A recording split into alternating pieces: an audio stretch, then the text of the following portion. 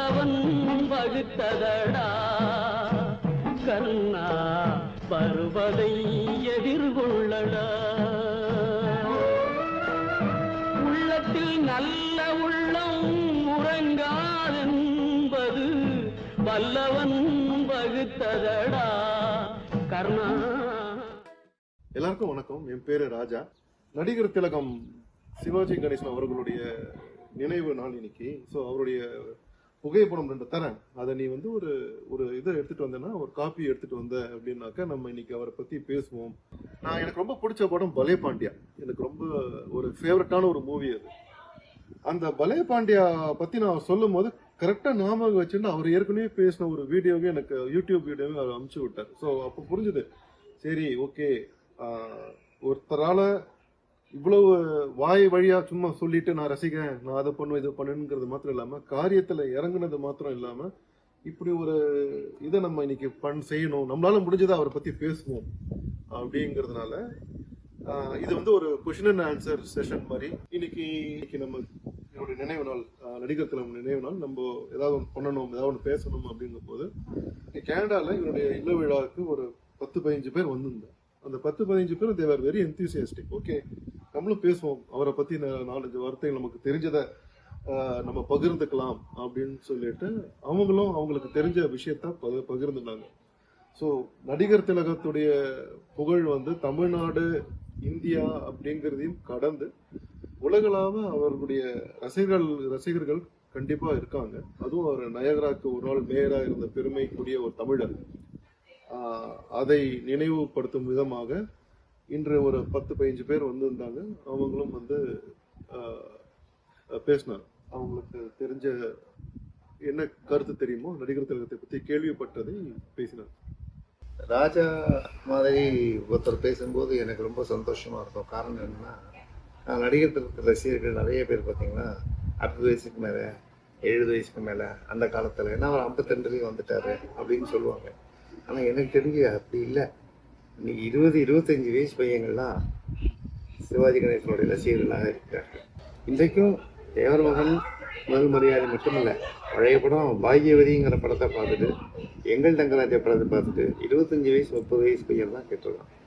தங்கச்சுரக்கம் படத்தில் வந்து ஒரு சிகரெட்டை வந்து அப்படி பற்ற வைப்பார் நடிகை பாரதியுடைய ப்ளவுஸ் மேலே. ரஜினியிலே இப்போ தான் பண்ணார், என்றைக்கோ பண்ணியிருக்காரு சிவாஜி கணேசன் அப்படின்னு நிறைய விஷயம் இவர் விளம்பரப்படுத்துறதுனாலையும் இவருக்கு வந்து என்றைக்குமே வந்து ஒரு போலியான விளம்பரங்களை பிடிக்காதனால தெரியலையே தவிர, அந்த சாதனைகள் இன்றைய தலைமுறை நிறைய புரிஞ்சுட்டு இருக்காங்க. அடுத்த தலைமுறை நிறைய வந்திருக்காங்க. அதில் அந்த ராஜாங்கிறவர் வந்து நிச்சயமாக அடுத்த தலைமுறை, ஒரு 40 வயதுக்கு மேலே உள்ளவர்கள், 40-45 வயசு கூட இல்லாதவங்க, அவங்கெல்லாம் நடிகர் ரசிக்கிறாங்க. அதே மாதிரி கூட வந்தவங்கெல்லாம் 35 வயசு 30 வயசு அவங்களாம் ரசிக்கிறாங்கன்றது ரொம்ப முக்கியமான விஷயம். அது ரொம்ப சந்தோஷமாக இருக்குது. அவருக்கு வந்து எதனால் அவருக்கு சிவாஜி கணேசன் பிடிச்சிருக்கு, இவர் எனக்கு தெரிஞ்சு இவருடைய வயசு வரும்போது இவருக்கு வந்து கிட்டத்தட்ட ஒரு 15 வயசு விவரம் தெரியுது, 16 வயசு விவரம் தெரிஞ்ச போது எனக்கு தெரிஞ்சு அவர் வந்து மஸ்ட் பி 95 பார்த்தீங்கன்னா சிவாஜி கணேசன் வந்து கிட்டத்தட்ட 40 வருஷம் முடிச்சிட்டாரு. 52 வந்துட்டு 40 வருஷம் முடிச்சிட்டாரு. ஆல்மோஸ்ட் எல்லா படம் எல்லாம் முடிச்சுட்டு பாலிட்டிக்ஸும் என்டர் ஆகிட்டு அவர் கிட்டத்தட்ட போகணும்னு உட்காந்துட்டாரு. அந்த நேரம் யாரெல்லாமோ விட்டாங்க. என்ன சொல்லப்போனால் ரஜினிகுமார் வந்து 20 வருஷம் ஆயிடுச்சு. அந்த நேரத்தில் 15-16 வயசுல உள்ள ஒரு இளைஞருக்கு, ஒரு வாலிப பருவத்தில் உள்ளவருக்கு நடிகர் திலகம் பிடிச்சிருக்கு அப்படின்னா அது எவ்வளோ பெரிய விஷயம். அதுதான் ராஜாட்ட எனக்கு ரொம்ப பிடிச்சது. இவர் மாதிரி நிறைய பேர் இருக்காங்க. இப்போ ராஜா வந்து எப்படி உங்களுக்கு வந்து நடிகர் திலகம் அவ்வளோ பிடிச்சிருக்குங்கிறத நீங்கள் சொல்லலாம்.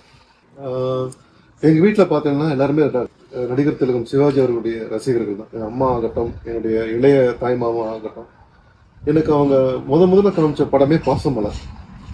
அதில் வந்து பார்த்தீங்க அப்படின்னா பேசும்போது சிவாஜி கணேசன், ஜெமினி கணேசன், ஸோ ரெண்டுமே கணேசன்கிற பேர். நீங்கள் சொன்ன மாதிரி நான் வளர்ந்து வரும்போது ஒரு சில கட்டுரைகளை அவரை பற்றி படிக்கும்போது ஃபர்ஸ்ட் தாய்மொழி மேலே அவர் கொண்டு உள்ள பக்தி, தொழில் தர்மம். அதாவது ஒரு ஸ்பாட்டுக்கு நம்ம போகிறோம் அப்படின்னாக்கா 9 மணி ஷூட்டிங்னா 7:30 மணிக்கே போயிட்டு மேக்கப்லாம் போட்டு ரெடி ஆகிட்டு அன்னைக்கு என்ன சீன்களை மனசில் வாங்கிடுவாரு. அவ்வளோ பங்க்சுவாலிட்டி, அந்த மாதிரியான ஒரு நல்ல விஷயங்களை வந்து அவரை பற்றி தெரியும் போது இன்னும் கூடுதலாக எனக்கு வந்து அவர் மேலே ஒரு மரியாதை ஏற்பட்டது. அண்ட் நம் தமிழ் சினிமாவில் மாத்திரம் இல்லை, இந்தியன் சினிமாலேயே வந்து என்னுடைய கருத்து என்னன்னா, சிவன் அப்படிங்கிற அந்த ஒரு கடவுளுடைய வேஷத்தை இவரை விட்டால் வேறு யாராலையுமே பண்ணியிருக்க முடியாது. திருவிளையாடல் மாதிரியான ஒரு படமாகட்டும், திருவருட் சில்வர் ஆகட்டும், எந்த ஒரு திரைப்படமாக இருந்தாலும் அந்த பரமசிவன் அப்படிங்கிற அந்த ஒரு கதாபாத்திரத்தை ஏற்று நடிக்கக்கூடிய ஒரே ஒரு நடிகர் யாராக இருந்திருக்க முடியும் என்றால் நடிகர் திலகம் அவர்தான். ஸோ அந்த திரைப்படங்களை பார்க்கும்போது எனக்கு அவர் மேல ஒரு பெரிய மரியாதையே வந்துடுச்சு. அந்த அந்த மாதிரியான ஒரு அதுக்கப்புறம் நான் அவருடைய படங்களை நான் ஒன்னொன்னா பாக்குறேன். அந்த நாள் ஆகட்டும், ஒரு நெகட்டிவ் கேரக்டர் பண்ணியிருப்பார். ரங்கோன்றாதாலையும் கிட்டத்தட்ட அதே மாதிரிதான். அதுலயும் தெய்வ பிறவி அப்படியே டோட்டலி டயமெட்ரிக்லி ஆப்போசிட்டா வரும் கேரக்டர். ஒரு திரைப்படம் திலானாமவனம்பால் ஆகட்டும், மிருதங்க சக்கரவர்த்தி ஆகட்டும், இதுல நான் வீரபாண்டிய கட்டபொம்மன்ங்கிறத நான் சொல்லணுங்கிற அவசியமே இல்லை. இட்ஸ் அவுட் ஆஃப் த இது. யாராலுமே அந்த மாதிரி ஒருத்தர் நடிச்சிருக்கவே முடியாது. அதனால எனக்கு அவர் மேல ஒரு பெரிய ஒரு மதிப்பு கலந்த மரியாதை. அது ஒரு நல்ல ரசனை வந்து அந்த ரசிகனுக்கு இருக்கணும். அதே மாதிரி அந்த ரசனை வரும்படியான நடிப்பு ஒருத்தருக்கு இருக்கணும். அதனால அவரை கலை உலக பிரம்மா அப்படின்னு சொல்லுவோம். நான் சொன்ன மாதிரி 95 15 வயசு இருக்கிற ஒருத்தருக்கு வந்து ஒரு பையனுக்கு அந்த நாள் இவன் தெய்வப்பதியை முக்கியம் அதுதான் ஆஸ்கா. அது எதுவுமே வேண்டாம், இது ஆஸ்கார். ஒரு அப்ப பிறக்காத ஒரு பையன், 80s பிறந்த ஒரு பையன் அந்த நாளை பத்தியும் தெய்வ பிறகு ரெண்டும் எக்ஸலண்ட் மூவி சார் நடிக்கிறாங்க. Nobody can act. Marlon Brando சொன்ன மாதிரி நான் என்ன மாதிரி நீங்க நடிக்கலாம், உங்களை மாதிரி என்னால நடிக்க முடியாது. மார்லன் பிராண்டோ சொன்னார், ஆஸ்கார் அவார்டு வாங்கின யுஎஸ் நடிகர். அந்த மாதிரி இந்த 2 படங்கள் வந்து அவருடைய நடிப்பு. அதாவது சிவாஜியை பத்தி எல்லாரும் ஒரு காரணம் சொல்லுவாங்க. அவர் வந்து ரசிகர்களை கவரணுங்கிறதுக்காக நான் கொஞ்சம் அதீத நடிப்பு நடிக்கிறார். அதீத நடிப்பு தேவையான இடத்துல நடிப்பார். அதீத நடிப்பு இல்லாத படங்கள் எவ்வளவோ இருக்கு. மோட்டர் சுந்தரமலை மாதிரி படங்கள் அந்த நாள் எடுத்துக்கொண்டாலும் சரி, தெய்வ பிறவி எடுத்துக்கணும். ஸோ இந்த படங்கள் கட்டபொம்மன் எல்லாருக்கும் பிடிக்கும், திருவிளையாடல் எல்லாருக்கும் பிடிக்கும், கௌரவம் பிடிக்கும், வசந்த மாளிகை பிடிக்கும். Different taste. பட் ஒரு நெக்ஸ்ட் ஜென்ரேஷன், அதுக்கு அடுத்த generation when they talk about அந்த நாள், பாக்யவதி, தெய்வ பிறவி அப்படிங்கிற போது that shows he has achieved it. Sivaji Ganesan has achieved it. இதுதான் முக்கியம். ஒரு ரசனை வந்து ஒரு ரசிகன் என்பது அவர் அடிக்கடி சொல்லுவார். அந்த காளிதாஸ் படத்துல கண்ணதாஸ் ஒரு பாட்டு இருப்பார், அதை அடிக்கடி சொல்லுவார். ஒரு ரசிகனுடைய அந்த படம் என்னமா நடிச்சிருக்காயா அப்படின்னு கண்ணீர் வந்தா அதுதான் உலகத்துல மிகப்பெரிய விருது அப்படின்னு நடிகர்களுமே அந்த வரியை எடுத்து சொல்லுவார். அந்த மாதிரி ஒரு நல்ல நினைவு நாடு அவருடைய நல்ல நினைவுல சொன்ன ராஜா. அதுவும் கனடாவில இருந்து இங்க வந்து கிட்டத்தட்ட 20 வருஷம் ஆச்சா? கனடாவுக்கு வந்து 20 வருஷம் ஆனதுக்கு அப்புறம் இருக்கிற நான் சொன்னதை வச்சுக்கொண்டு எனக்கு வந்து ஒரு எங்க வீட்டுக்கு வரேங்கிற பேர்ல ஒரு 15 பேரோட சேர்ந்து மிக அருமையான ஒரு நடிகர் நினைவுகளை நம்ம இன்னைக்கு பண்ணோம். நான் சொன்ன மாதிரி இன்னைக்கு ஒரு போட்டோ ரெடி பண்ணணுமே சொல்றதுக்குள்ள காலையில் 8 மணிக்கு சொல்கிறேன், 9 மணிக்குள்ளே கனடாவில் சண்டேல போய் அந்த ஃபோட்டோ ஸ்டுடியோவில் போய் எடுத்து அதை கொண்டு கொடுத்தது மிகப்பெரிய எனக்கு ரொம்ப ரொம்ப சந்தோஷமாக இருக்கு. தேங்க்யூ. இதில் வந்து நான் அவருக்கு செஞ்சதுக்கு இன்னொரு ரீசன் சொல்கிறேன். இவரை பற்றி வந்து நிறைய தப்பான ஒரு கேஸ் லைட் அப்படிம்பாங்க, ஒரு பொய்யான தகவல், உண்மைக்கு புறம்பான தகவல்கள். அதை வந்து ஒரு சில விஷயங்கள் கேட்கும்போது தான் எனக்கே ஆச்சரியமாக இருந்தது. ஃபார் எக்ஸாம்பிள், காசு செலவு பண்ண மாட்டார், கஞ்சம் கருமி அப்படின்னாங்க. எம்ஜிஆர் தான் கொடைவள்ளல் அப்படிங்கிற மாதிரி ஒரு ப்ரொஜெக்ஷன் வந்தது. அது ஒருத்தன் ஒரு பொய் சொன்னா அது ஒரு பொய்யா போயிடும். ஆனால் ஒரு 100 பேர் 100 வாட்டி அது ஒரு பொய்யா 100 முறை அதை சொல்லும் போது அது யதார்த்தமாகிவிடும். ஆமா, இவர் காசை செலவு இவரும் விளம்பரம் தேடிக்கொள்கின்ற ஆள் இல்லை அப்படின்னு நீங்க சொன்ன மாதிரி தெரியாம போச்சு. அதுக்கப்புறம் நீங்க சொல்லியிருக்கீங்க இல்லையா, ஒரு யானையெல்லாம் தானமா கோயிலுக்கு 5 கோயில், ஆமா 5 கோயிலுக்கு தானமா யானையை கொடுத்தா அதெல்லாம் வெளியில யாருக்குமே தெரியாது. இந்த மாதிரி தெரிஞ்ச நபர்கள் யானை கொடுத்தாரு. ஆமா, அதனால இந்த மாதிரி ஒரு தொண்டு செஞ்சவங்களுக்கு வந்து நம்ம ஆற்றக்கூடிய ஒரு சிறு தொண்டு. அதே மாதிரி தேசியத்துக்காக அவர் பாடுபட்டது மாதிரி லால் பகதூர் சாஸ்திரி அந்த காலத்துல 60களில் 500 பவுன் இன்னைக்கு ரேட் எடுத்து பாருங்க. ஒரே ஒரு ஹேண்டிகேப்டுக்கு ஒரு சைக்கிளை கொடுத்துட்டு ஊருக்குறம் விளம்பரம் போட்டு உட்காந்துருக்காங்க.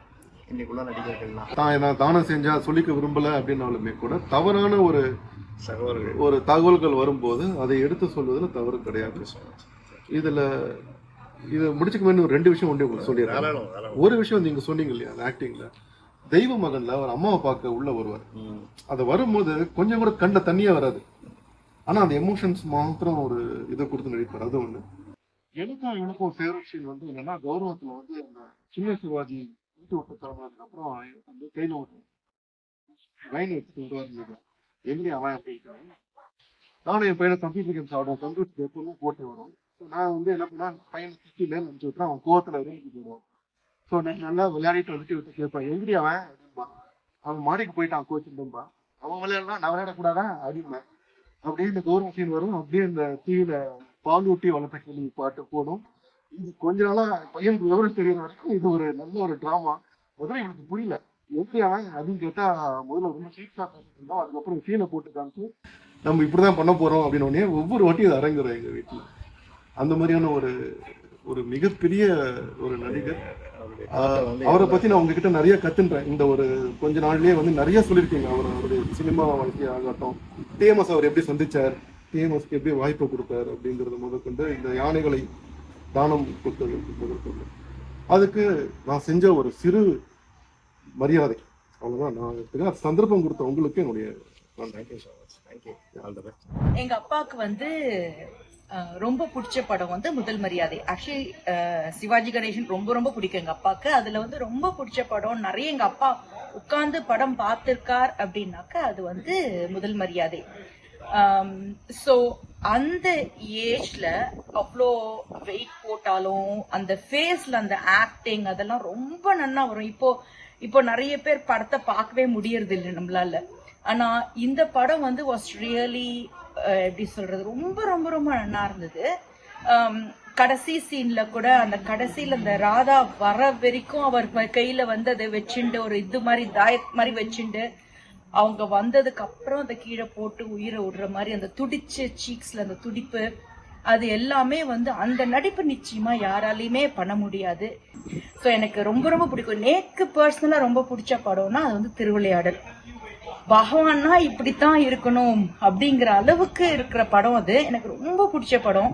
ஸோ என் பையன் இங்கேயே பிறந்து வளர்ந்தாலும் சினிமால சுவாமியை மற்றபடி கதை சொல்றதை விட சினிமாவா பார்த்தா இன்னும் நிறைய கிரகிச்சுப்பாங்கிறதுனால அவனுக்கு இந்த படத்தை உட்கார வச்சு நான் அடிக்கடி போட்டு காமிப்பேன். ஸோ அவனும் அந்த சீன்ஸ் டோட்டல் படம் ஒரே நேரத்தில் அவனுக்கு புரியாது, பட் கொஞ்சம் கொஞ்சமா போட்டு காமிச்சு so he got interested in it. அதுக்கப்புறம் தான் he started reading all the Amar Chitra Kathas about the goddesses பத்திலாம் படிக்கிற அளவுக்கு ஹி காட் இன்ட்ரெஸ்டட். சிவன் ரொம்ப பிடிக்கும். ஏன்னா ஹி ஆல்சோ திங்ஸ் சிவன்னா சிவாஜி கணேசன்ங்கிற அளவுக்கு வர மாதிரி he started reading the books. இதுல ஒரு விஷயம் சொல்றேன், சிவன் தான் சிவாஜிங்கிறது புதுசு இல்லை. இந்த படம் வந்த போது 1965 இந்த படம் ரிலீஸ் ஆச்சு. அவன் ரொம்ப சின்ன வயசு, அப்போ 7 வயசு.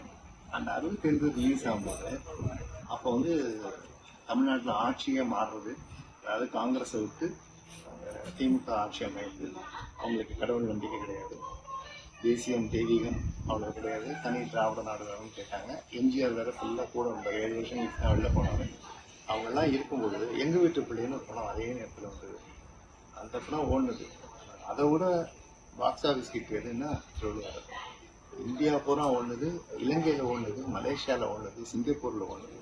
அவ்வளவு ஒரு பாக்ஸ் ஆஃபீஸ் திருவிளையாடல் ஏன் வந்ததுன்னா அந்த ஆன்மீகத்தை அவ்வளோ அடக்கலாம். என்னைக்குமே நம்ம நடிகர்களுக்கு நன்றி சொல்கிற மாதிரி ஏபி நாராயணன் நன்றி சொல்லணும்.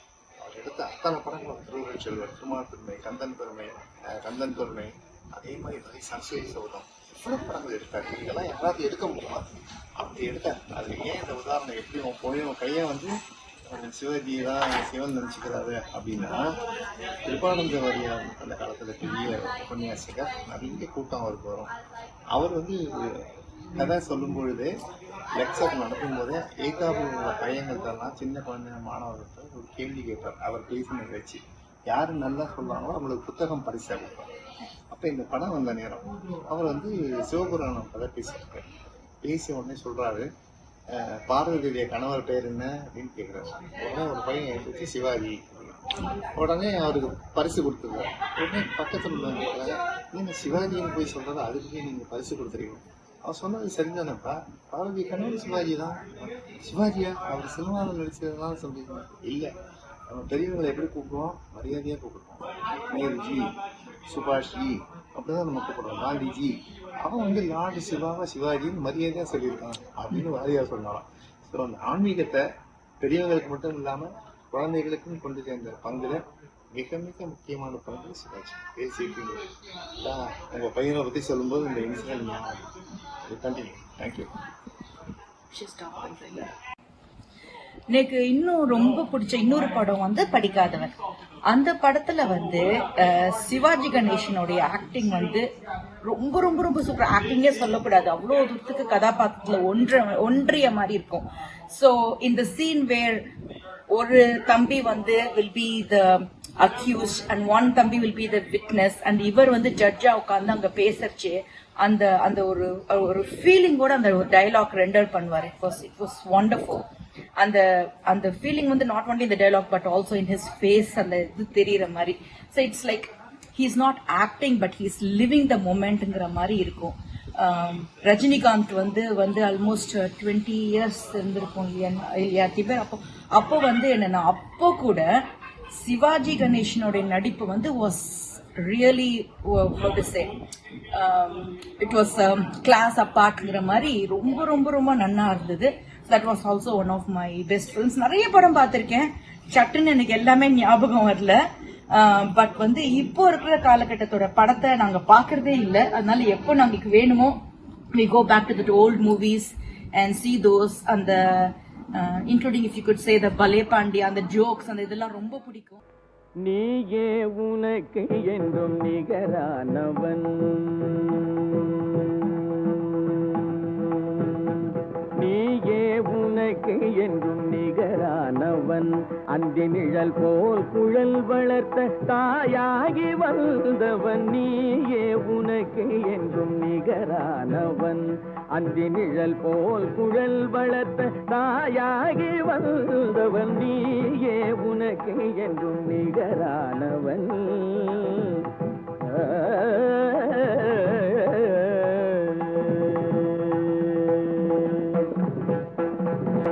வாய் வேதம் கை நீதி விழி அன்பு மொழி கருணை, கருணை கருணை கருணை கருணை.